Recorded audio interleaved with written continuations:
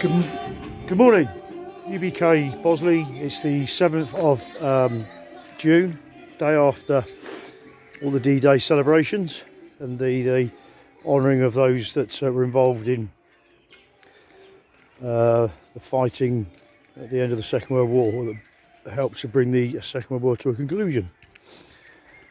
And then there's all this tittle-tattle about Rishi Softsock leaving the commemoration early. I mean, is that news? Really? Oh, come on. Good God, we're being drawn into a world war, and that's what they're talking about. It's a little insignificant puppet doing something that might have offended some people somewhere to commemorate something that happened a long time ago that isn't really, you know, the primary pressing issue at the moment. But we'll talk about that and anything else but. Anyway, so today is the day that the teddy bears have their picnic, apparently. Not here, we've got other arrangements today.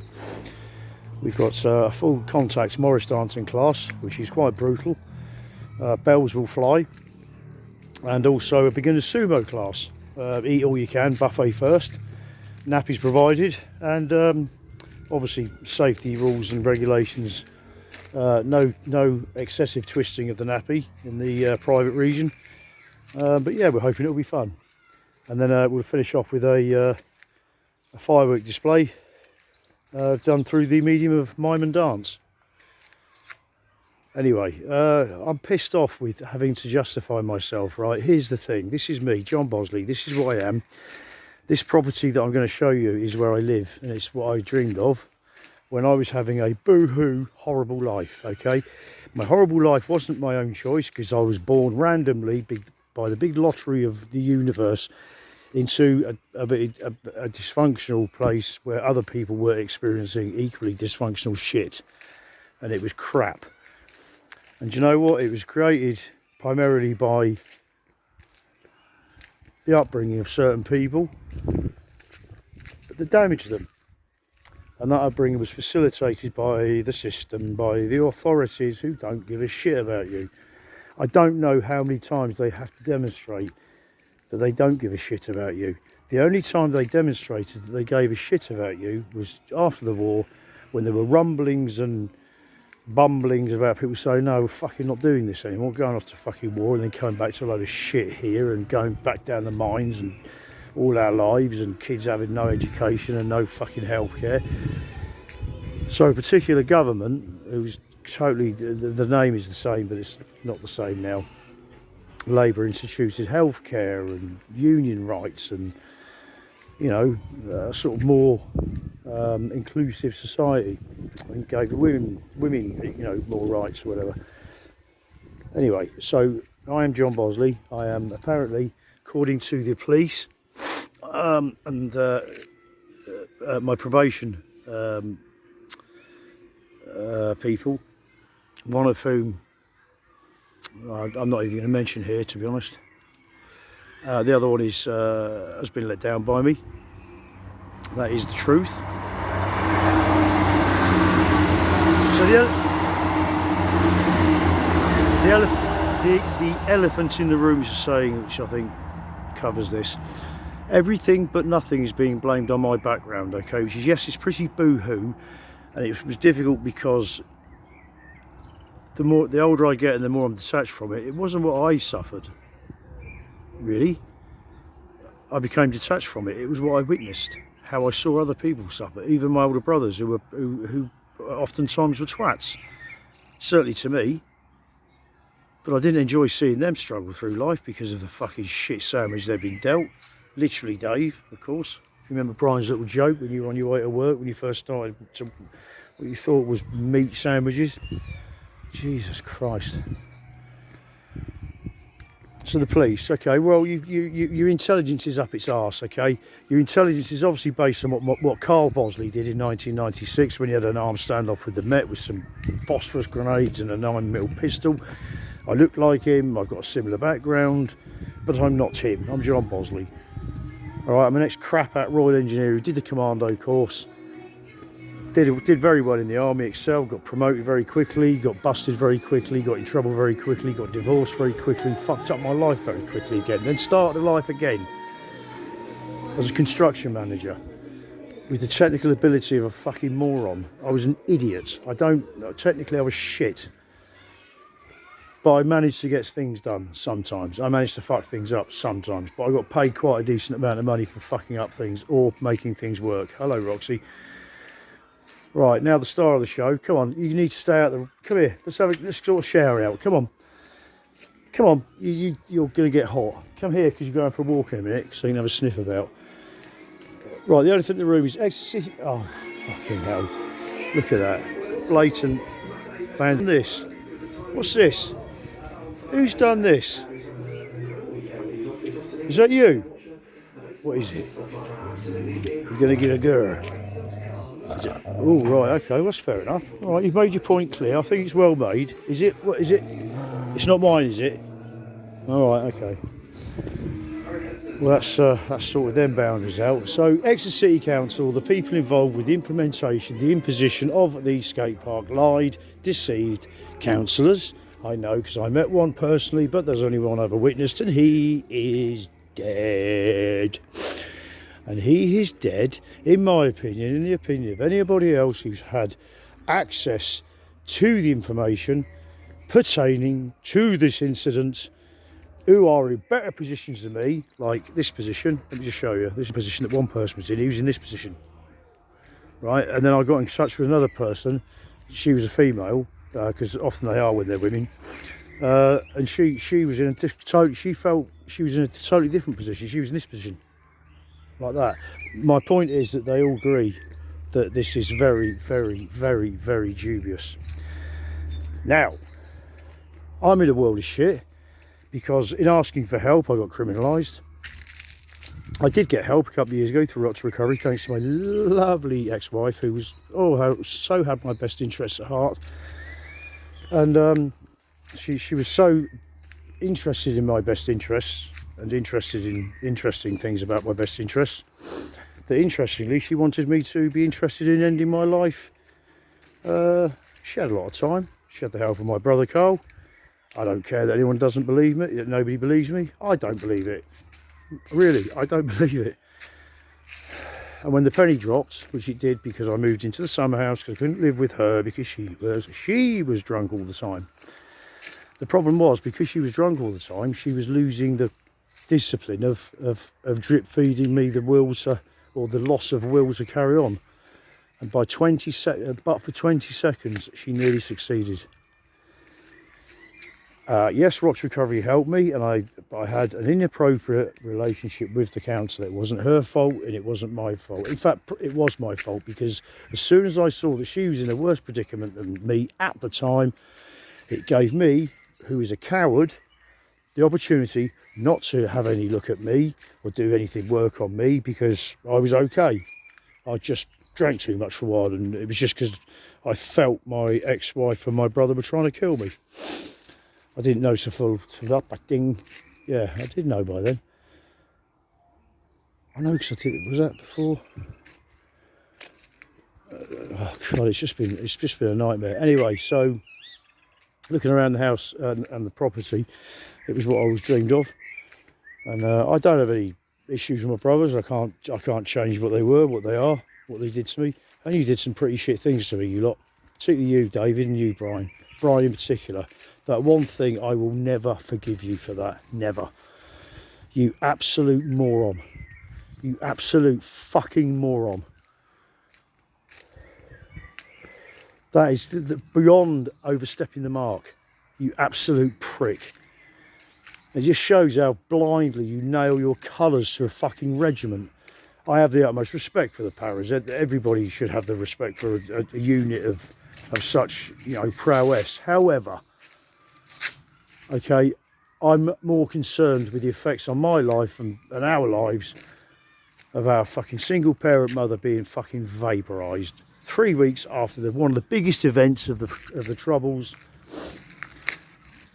by means of a car bomb which sailed into the, well, not literally, which drove into the facility, biggest military facility in Europe. And someone said to me once at one of the charade memorials, oh, well, there were no fences. Well, car bombs don't really get impeded by fences. they get impeded by roadblocks or road checks, which you guys in the British Army were doing all over the Middle East at the time. So you were well versed in that sort of thing. So why in the name of all that's holy, not only did this person get in there, walk away unchallenged, make his way back to London, get arrested relatively quickly, die in prison 4 years later. Now, was he a standard IRA guy? Oh, possibly not, because he wanted a united Ireland under a communist government. Now, if you cast your mind back, because I'm very old, to the early 70s and how the needle stuck, Russia, communism was the big bogeyman.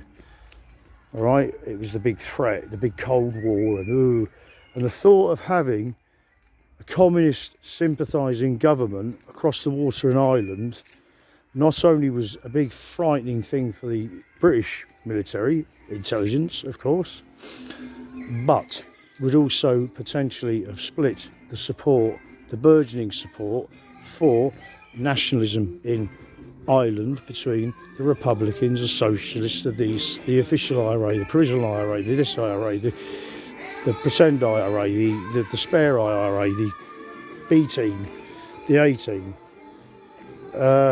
It's all just bollocks. So my point is, I've had a hard life. A lot of people have, and do you know what? This has opened my eyes in a lot of ways. I mean, I've been involved now with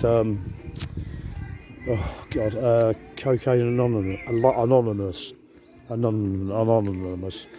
and it's just different gravy. The people there are real people, you know, with real stories and real. You see, they've lived a life. You know, they've lived an experience. They've made mistakes. They've fallen over. They've got back up. They've fallen over again. They've got back up. And God, the amount of people that are going through this shit is increasing. And why are we just allowing it to burgeon out of control? And no one's saying, well, I'm better. You know, these people individually, within their groups, are helping each other. What the fuck are we doing? Why are we fucking about fighting wars on the other side of the world? What the fuck will do with us? If Russia wants to protect its borders from the fucking belligerents of the West, which is what they're fucking doing. I know I'm not pro-Russian. I'm pro-truth. I've been to Russia. I've worked in Russia. I worked in Moscow. I worked at the British Embassy in Moscow in 1999. I had a fucking great time. It was wild and scary. Very scary. I know what real fucking hard people look like. It's not like this, I'm telling you. Fucking hell. That was a really brutal place in its way. It's probably different now. It's 30 years ago. 25 years ago. Fucking hell. Oh, but the women, God, sorry, that is sexist, but the women are. I mean, they just love being women without being, you know, they're probably a pain in the arse to live with. But I did have a Ukrainian girlfriend called Victoria, and she was absolutely beautiful. I mean, God, in every way. She played classical piano, she was intelligent, she was gorgeous. Really gorgeous. Oh, I never used to beat her up either, funnily enough. She never asked me to. I am joking, I'm being ironic. I challenge the police, first of all, to produce and make public my criminal record. It will be lots and lots and millions of threats. Go away, leave me alone, stop doing that, stop doing that. Some of it promoted by the fact that I had this fucking thing with noise. And I think that was probably embellished at times by people. I'm not making excuses. Don't forget I have been punished for everything I've been accused of, and fucking some, haven't I, police? Preparing to fucking attack you. You absolute, I mean, really, I want to be benevolent about the police. But let's be honest, people, the police don't work, they don't function, they're not what they are intended to do. What they are is basically, apart from the armed people, the intelligence people, the riot squads, the don't protest squads, the make this story up squads, they're not effective as a crime stopping or crime prevention organisation. Period, end of. All they are is a self-serving, corrupt, very deviant in places organisation, which is absolutely rotten. And it does have a lot of decent people in it. I know I have met them. Lots of policemen, former policemen, are friends of mine, or have been friends of mine in the past, and or have been people for which I had a admiration or respect. So it's not a police thing. I don't hate the police. I don't take you on. How would I take you on? Because you had intelligence that some years ago I jumped around on the fucking assault course and crawled about in mud for 10 months. So what? Thousands of people did. And I didn't do what you should have been worried about. You think I'm mentally deranged, is the combat engineering training, because that means you can make things go fizz, bang, wallop, what a picture, in a much better way than a deranged para with a fucking phosphorus grenade and a 9mm pistol. So don't fucking tell me what I want or what I don't want or who I hate. I choose my enemies. My enemies for the last 7 years have been a certain couple of individuals who instigated and implemented, by lying and deception, a scheme that has altered the area specifically that I live in, the lives of the people who live here, and me and Paul were actually fighting for this little community. No, we were not anti-skateboarding. I used to skateboard when I was young. I didn't have my own because of the circumstances I was in.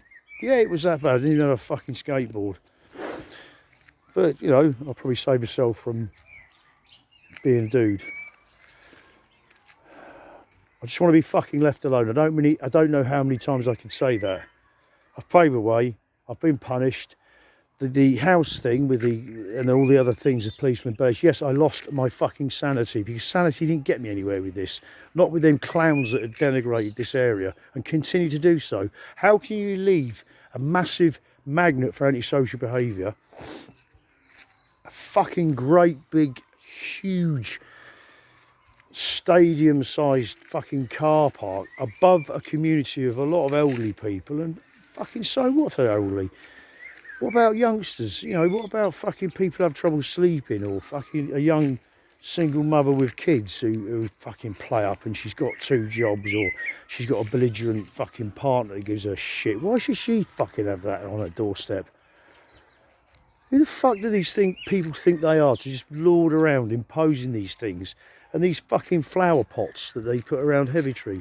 Oh, let's pick a working class area where there's lots of probably 0 hours contract workers, itinerant workers, foreign workers, immigrant workers, people struggling, people fucking with limited means of fucking mobility.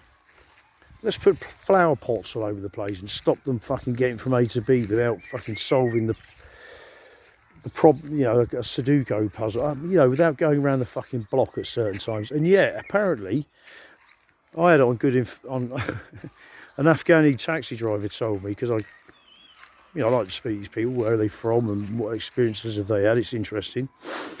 And he told me he had wind of a couple of councillors who live on a particular road next to Pozo Bridge Station, I think it is.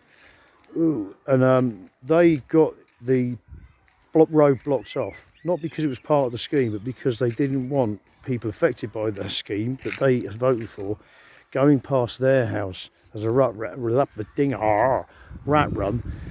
and disturbing them. And they got it.